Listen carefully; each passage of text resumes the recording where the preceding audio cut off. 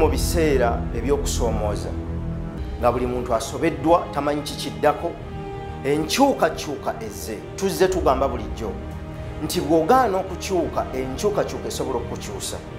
Enkyukakyuka egenda okutugoba mu TV, enkyukakyuka egenda okutugoba ku radio, enkyukakyuka egenda okutusibira mu maka gaffe nga tetulina gye tudda. Naye njagala kukutegeeza, bagamba obulamu bukolebwa ebitundu 10.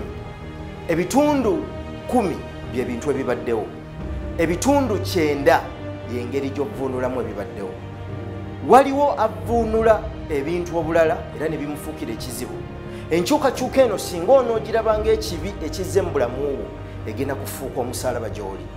Naye bw'onootandika okugikkiriza n'okkiriza nti olwaleero enkyukakyuka ezze, kye batugamba kyekyo. Ekisooka ogenda kukuuma obulamu bwo, ojja kukuuma omulimu gwo, ogenda kukuuma abantu bo, n'ensi egenda kukweyagaliramu mu biseera ebijja ng'embuyaga eno emaze okuyita. Kiki kye tugamba?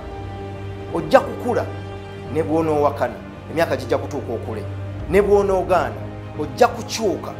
Kye tugamba, tunuulira enkyukakyuka eyinza okubeerawo ng'oli wa myaka 8, tunuulira enkyukakyuka eyinza okubeerawo ng'oli wa myaka 7, tunuulira enkyukakyuka eyina okubeerawo ng'oli wa myaka 5. Ogyeteekereteekere kati. Ekiseera kino kitubuulira nti ebintu bingi bijja kubaawo, bijja kukyusa embeera zaffe ez'obulamu. Wabula tuteekwa okukyuka n'ebiseera ebiriwo tusobole okukuuma bitulina. Mu kiseera kino ekya COVID-19 tuyiga nti enkyukakyuka ejja kubeerawo. Tulina okuyiga bwe tutambula naye tusobole okukuuma obulamu n'emirimu gyaffe.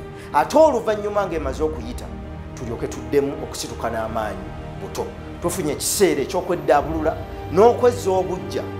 Nze nno guno ngulaba ng'omukisa newankubadde okusoomooza kw'amaanyi naye gujjiddemu omukisa. Nkusaba bannaffe mu mawanga amalala baba bakyuse, naawe kyuka. Abalwawo okukyuka embeera ebakyusizza bubi.